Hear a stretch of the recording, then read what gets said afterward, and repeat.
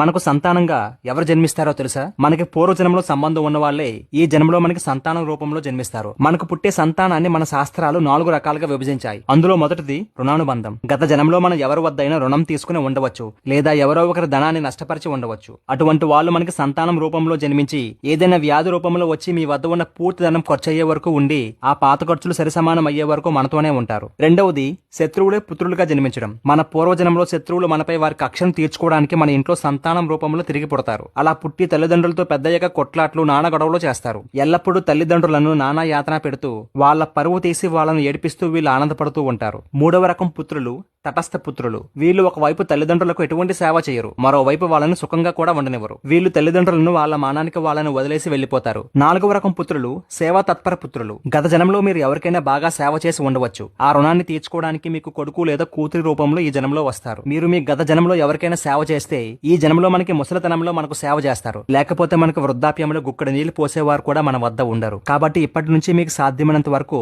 మీ తోటి వారికి సహాయపడండి.